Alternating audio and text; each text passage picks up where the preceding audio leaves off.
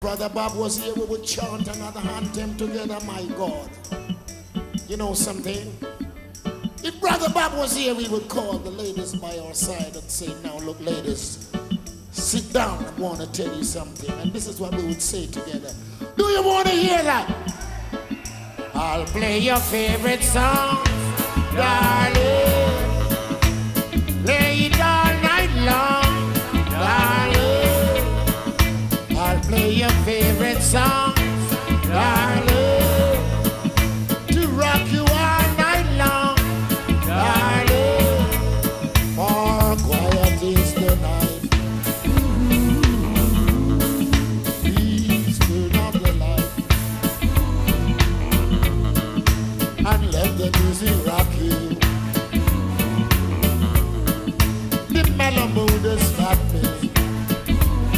Now listen, for I've got love, darling, love, sweet love, darling. For I've got love, darling, I love, sweet love, darling. Try to hammer round, the iron is at work too. Try to hammer round, the iron is at work too. Try to hammer round, the iron is at baby. Open up your heart, open up your heart. Let love come flowing, darling. Let love come flowing down, darling. Love, sweet love, darling. I love, darling. How you feeling? I thank you, thank you, Lord. Thank you, Lord. Thank you, Lord. Thank you, everybody, for turning up. Thank you for showing up tonight, that we can have a good time together. See, I don't want you to know that I love you so much, and the love can never end. Love is more than candy on a shelf, and we will always help ourselves. Mr. Basie, walk in the bridge for me. Yes, somebody. Thank you very much. Now drive carefully home. Take care of each other and love each other.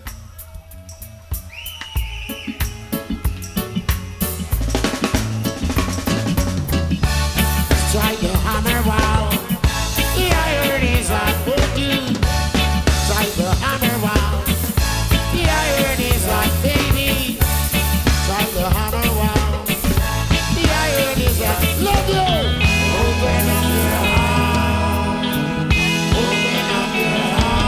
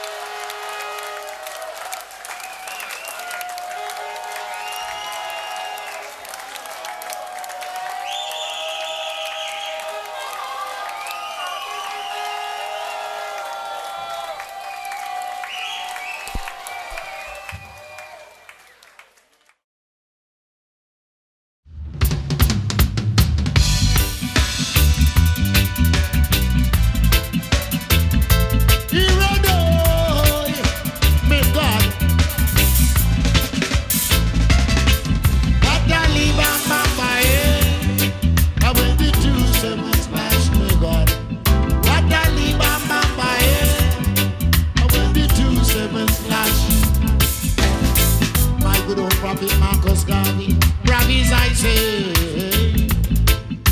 Such a little ego and Kingston is gonna be. And I can see with my own eyes. Only houses keep their divides. What a leave on my mind. When the 2 sevens clap, the bitter. What a leave on my mind. When the 2 sevens clash. Hello, I'm Mark Lammar, and welcome to the final edition of this series of the Reggae Show. And in fact, very mixed emotions because, of course, it is the last show for a little while. But on the other hand, I think I started this series with Culture, and I've not stopped talking about him and them throughout the series. And tonight's guest is the very man himself, Joseph Hill. Thank you very much for coming in, Joseph. Thanks for having me. Oh, it's just even that much speech was an honour. Just because that was the very spirit embodied there. We started off with 2 tracks that I suppose are very much part of the Culture legend. We had 2 Sevens Clash, which was really the song that made your career in some respects, isn't it? Yes. From the album of the same name, a Joe Gibbs production, and then we had 2 Long in Slavery from International Herb, which is a Sonia Pottinger production. And we were chatting during those records and saying that your style, it was just there from day one, from when you started. And a very, people have compared you to Burning Spear, but the style is actually a very unique Joseph Hill style, isn't it? Oh, yes. And you just had that from day one? Yes, and I'm so happy because I wasn't made a singer, I was born a singer. So you just knew when you went into a studio that, like, this is the sound that I'm looking for? Just like that. Wow. And it's always been... have you ever made a record that isn't a conscious record? They all seem to have, black consciousness at the very sort of forefront of what you do. Well, fact is, to the unconditional love that I have for music, I ain't got no time for that. To make a song which isn't taking out a proper message, because to my knowledge, a record, the word record, just the word alone, which is called record, a record is a statement for eternity, with you or against you.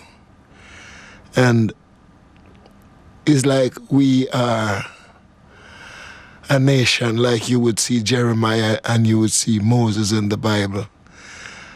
I believe that we are the ones now who are writing the Bible for the future generation.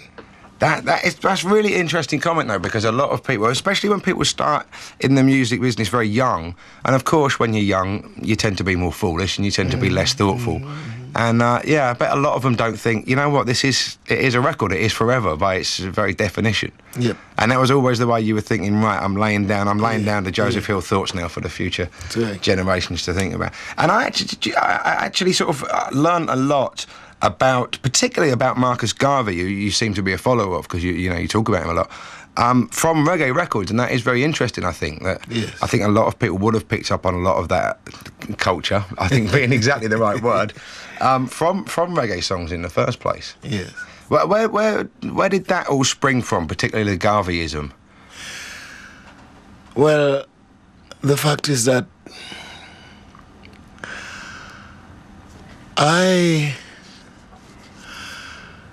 I'd loved the Rastafarian tradition from an early age. And it is so much different to be a Rastafari than to be a Dread. But now you have to expound upon that. Yes, I'll split that in 2 for you. Okay. Dread. Something to be afraid of. I don't want to be that. Rastafari, R-A-S-T-A, and let us stop there for a while. R full stop, A full stop, A-S-T-A and full stop in between each of those letters. And if you should break it down for the people, it's like righteous Africans stand tall alone. So there's a meaning between that. And if you should write it down the pages, it forms the map of Africa. I could do it for you. So, but there is, I mean, obviously there are close links between Rastafarianism, which is the religion that worships Haile Selassie, and Garveyism, which is more of a, a political philosophy, although the two are sort of intertwined. Rastafari goes even beyond Selassie. Selassie came and saw Rastafari because Selassie's father was Ras Makanon, and Ras Makanon was the first man to wear a dreadlocks in the modern age. Right. Absalom, the son of David, was the first man to wear a dreadlocks. Now, Absalom sinned in a way, and he was hung by his own dreadlocks in the wilderness, in the thicket. You know what? I knew this was going to be a learned history and religion lesson for me today. From listening to the lyrics in your songs, I knew that I was going to be learning a lot. And so Absalom was hung by his own hair. Wow. Yeah. I have no idea what the relevance is to the rest of the Bible, but I'll find out throughout the show. And the second blessed person with 7 strands of locks on his head as a blessing was Samson. And he was blessed with the ancient strength to fight for the rights of the innocent. So this is where the sort of symbolism of the dreadlocks comes from. That's right, sir. That's right. Right, but no, you know what? I know I'm going to be learning all the way through the show. I'm looking forward to that. Here's another track which actually is about Garvey, who obviously is a massive influence, and we'll talk about him at some point during the show. This is down in Jamaica.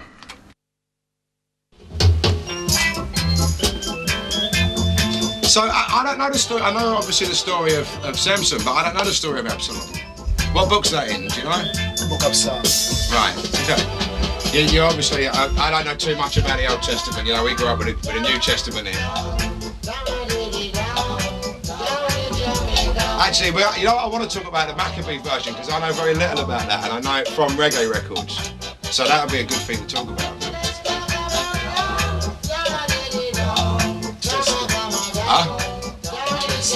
Yeah, no, it's just something that, because again, we're all brought up with the King James version, and the Maccabee version is obviously something that's very near and dear to Rastafari, isn't it? And I'd known that you were going to talk about that. I would walk with my Bible. We can talk about whatever you want, but I just know you're a learned man, and it's good for us all to learn. Wrong phone. Oh, there you go. I've smashed all my culture CDs. Now what am I going to do with my life? That doesn't seem right. We were talking about religion there, and in fact, one day on the show we had, Benjamin Zephaniah, the poet, yeah. And I was playing 7 Miles of Black Star Liner by Fred Locks, and he said, this to me is like going to church, sitting here listening to this song. And is that, an important part of you to do that kind of preaching in a way on record? Yes, it is. And why my answer is yes.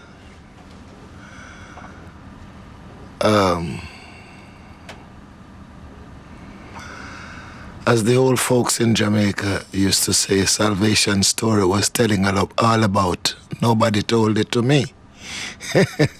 So it is with some people that could not afford education of certain type. Right. So when we sing certain lyrics, it's a matter of helping to educate the uneducated.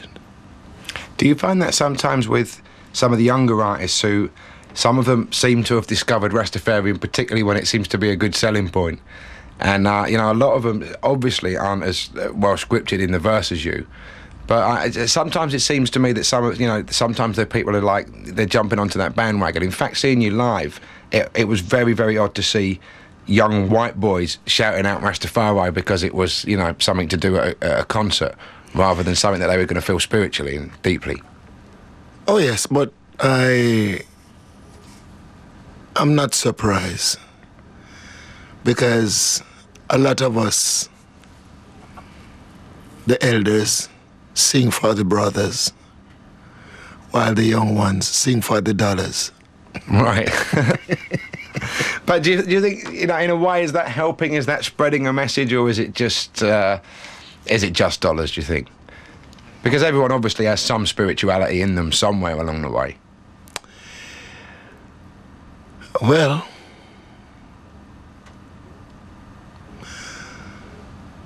put it this way. The goats and the sheep sometimes travel together. But who carries the wool? But then the argument is, who carries the milk? Then again,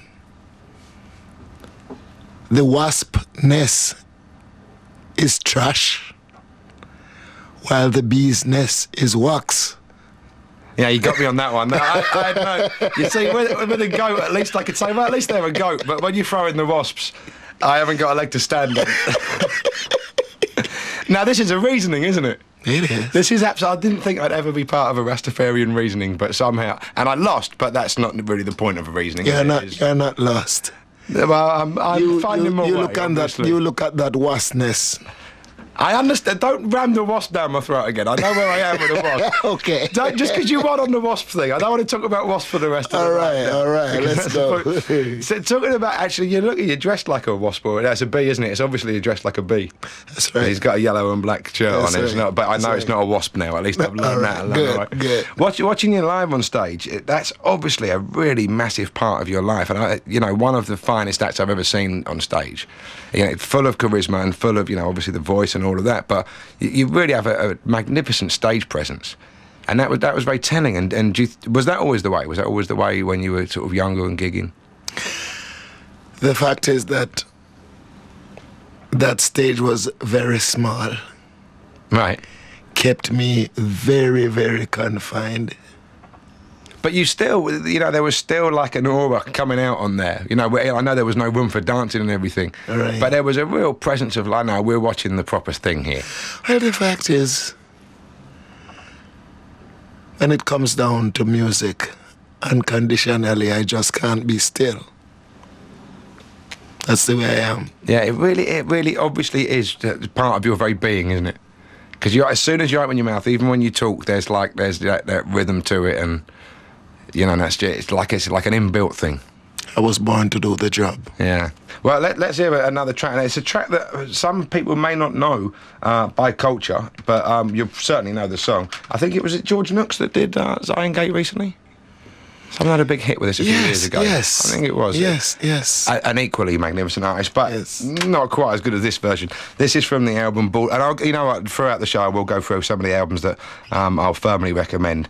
Anyway, this one is from the Baldhead Bridge album, and this is Zion Gate. Oh, another one. This is another one. Anytime you hear it, just joy. I don't wanna be shut no door.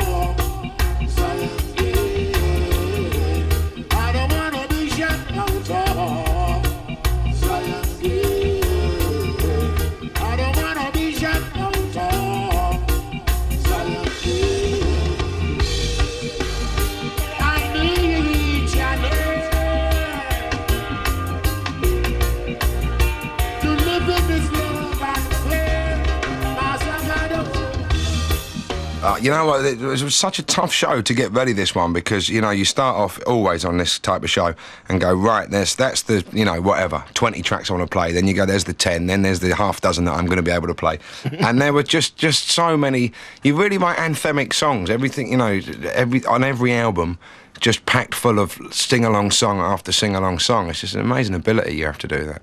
Well, yes, thank you. Yeah, I know, it wasn't really a question. There was no way you could really answer that. Halfway into the show, we haven't really spoken about your career, so we should spend some time on that, because you started out before the Joe Gibbs, and I think everyone knows 2/7's Clash. It's one of the absolute greatest reggae songs of all time. It was a big hit in Jamaica. It was a big hit in the UK. It was a punk anthem, everything. But before that, before you were with Joe Gibbs, you were at Studio One. Oh, yes. With the Soul Defenders. Oh, yeah. Now, I thought they were an instrumental band. Is that right? Yes, we were an instrumental band. Myself is a drummer and a percussionist and also a bass player. Right. Myself is a guitarist, same way. Myself as a singer.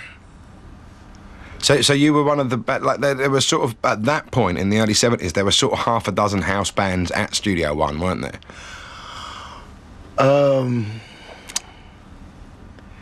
Yes and no. Right. No, there was a certain method used for labeling the record. Because one band would have like 5-6 names, like ourselves. Right.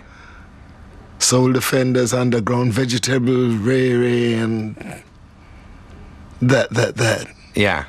That's how the man get unique. And is that because he didn't want too many records out by, say, the Soul Vendors or whatever? You can't have 6 of those in the shops at a time. He would just put different names on? Well, the fact is that I could not really say. Right. All I can say here, that's the method he used. And after all, as we all know that Mr. Dad is gone, God rest the dead. I thank him for all that he have done for us.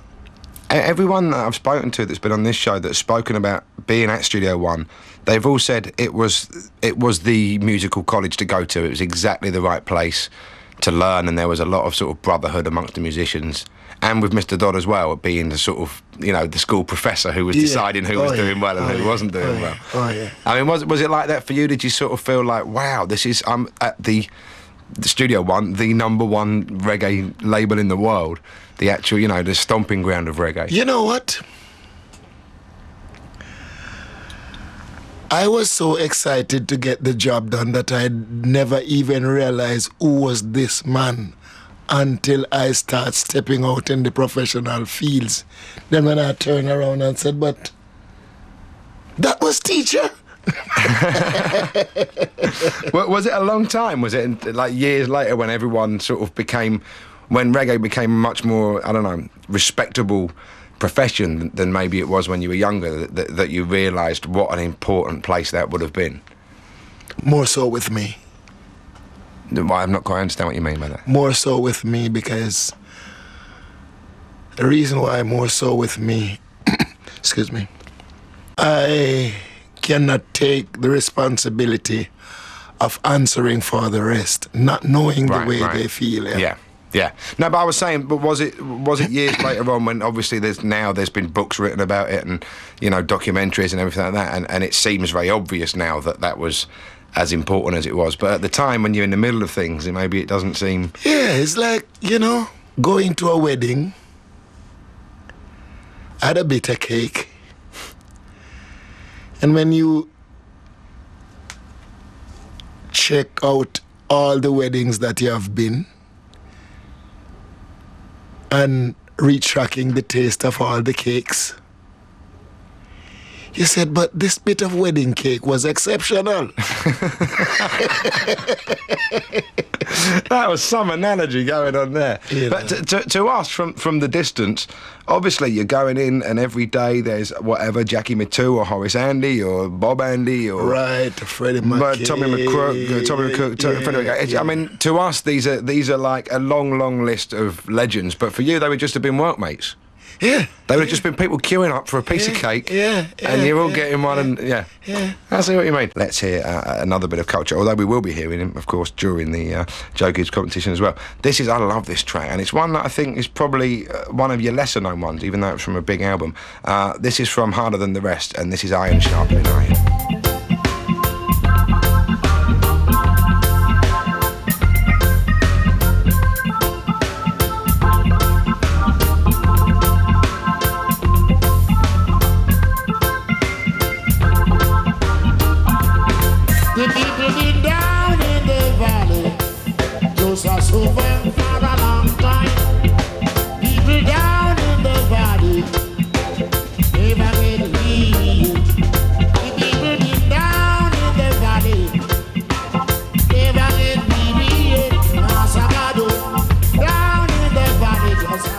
There's a magic to songwriting which I will never understand, and I always ask people how you write a song, and no one really can give an answer, because I'm sure in many ways it just happens. But do you start in a particular way? Because it often seems like you have almost a catchphrase or that, you know, centerpiece of a song. And I'd never heard that expression before, iron sharpening iron, but I completely understand what it means. Is that how you start, or do they just come? There are many ways. There are many ways of writing songs. In fact, I have many ways of writing songs. Yeah, I knew there would be no method. If there was a method, it would be everyone would be able to do it. Yeah. That was Iron Sharpening Iron from the album Harder Than the Rest. Was that a good area to work with for you in the Joe Gibbs arena? Coming from Studio One, was there a big difference? Yes. Fact is that every stride I make in life, talking about the life of the music, I give thanks for it. It sets a pace of listening which called a multitude of people around to listen, and that was exactly what I needed at the moment. Well, was it a very different work environment at Studio? Because Joe Gibbs would have been pretty much, an up-and-comer compared, obviously, with Studio One, who isn't. Yes, the fact is that you're pretty much more on your own. Right. Because Joe Gibbs is far from a songwriter. Joe Gibbs is an investor. Right. So he wouldn't have had as much sort of hands-on experience with a session? No. Right.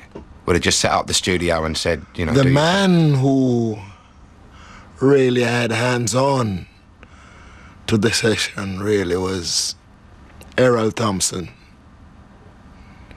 The little that he knows, and sometimes he does it as if he's jeering you. But if you can rev up your mind and pass that border, put him in the back. Don't think about his presence now, the way he make his presentation of speech. Right. But think about the value of what he said. You can get far. And also the obvious experience of what he did, because it's something very sweet. When you pick up a record and it says an LT production, you know you've got something going on there. Right. This is a track from the Joe Gibbs period, and I'll play a track by Trinity. This is Culture with, I think this was your second single, and a magnificent one. This is See Them A Come. Music alone shall live, never shall die. Music alone shall live under the sky. Music alone shall live under the sky. Jaja see them a go, but I and I a conqueror. Jaja see. Why did you move from Joe Gibbs? Because obviously you went there, had massive international success, I'm sure, beyond your wildest dreams, and then quite quickly you changed labels. Was there any reason behind that? Yeah, see, the reason why I left there intentionally, it seemed to me that he never wanted me to see the rest of the world when I want to see the rest of the world. Right. Well, I know it was time for me to see the rest of the world.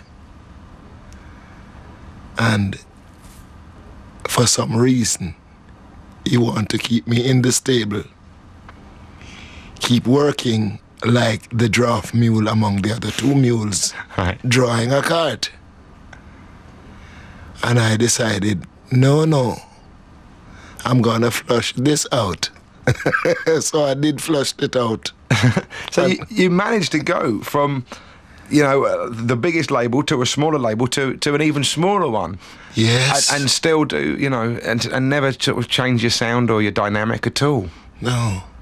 Are you the boss in the studio when it comes to that? Are you the one who says, no, this is how it's going to sound? Simple. Right. That's that answer. It says, according to this CD, and I don't know if this is true or not, it says that that Joe Gibbs owns the supermarket on North Parade, which would have been where his shop was, I think. Is that right? And it says that Errol Thompson works in that shop.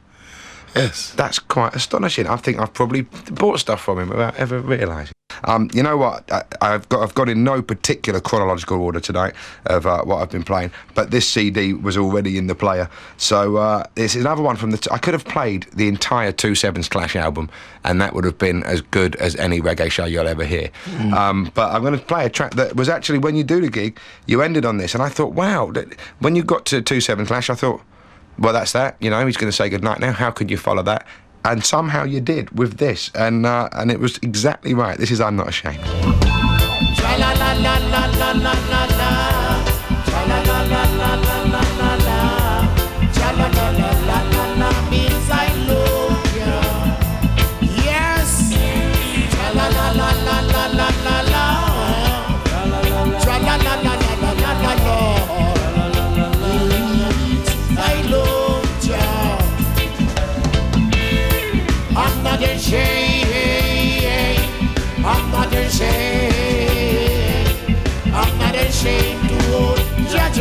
I'm Not Ashamed from the album 2/7 Clash, which is an absolutely indispensable purchase, as are at least the first half dozen Culture albums. I haven't got time to go through his entire catalogue. How many albums do you think you've released now? Now? Yeah. To date, 30. 30. Wow. Well, I don't know all of them, but I can particularly recommend the ones I've been playing stuff from, which have been 2/7 Clash. I think I played Saint from Harder Than the Rest, Cromwell, International Herb, and Baldhead Bridge, which are all mostly from the Joe Gibbs and Sonia Pottinger era.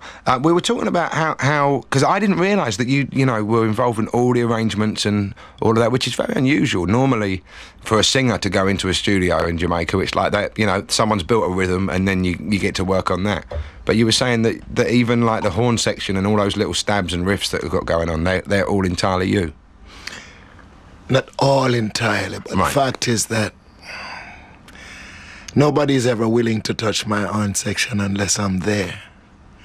Not that I'm the boss, but because I help them to get the work done easier and with a more adaptable taste. But when you're going into the studio, is there like a sound in your head that you're not going to leave until that's put down on a record? Is that basically how it works? The fact is, from I leave my house, I don't leave my house to go to the studio to rehearse. I don't have that time. And I don't have to know you, the musician. From whence you came, you could come from hell. So long as you can play, I say, sit down there. I have something to tell you. And this is what I'm saying to you. And I tell you what I have to say.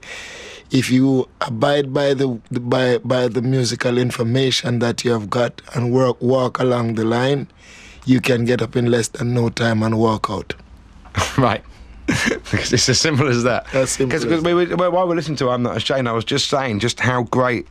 I actually mentioned that little organ riff in the middle, which is so wonderful. But just all the little stabs and everything, the rhythms are just built so perfectly. And when Zion Gate was reissued a few years ago, there were many different versions on that rhythm, and all just. It's just a great rhythm. Probably even someone as unmusical as me could have something on that rhythm and it wouldn't be that bad. Because it's like, there's a masterpiece to work with. Anyway, that brings us to your latest album, which is it's sort of a theme in there, isn't there? World Peace, obviously. World Peace, yeah. That's although I suspect that's always been a concurrent theme throughout all your work. But it was released last year, and I think when I saw you do it on stage, there's a definite message in the entire album. So do you want to talk about that? Yes. First time was warn all the leaders of the world and the people who have things in their control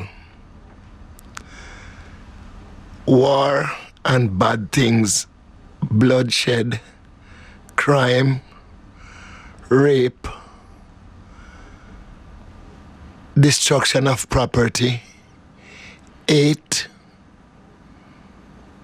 backbiting, and all such the like, is holding out too long, as if peace is not personally considered among people to be something intelligent.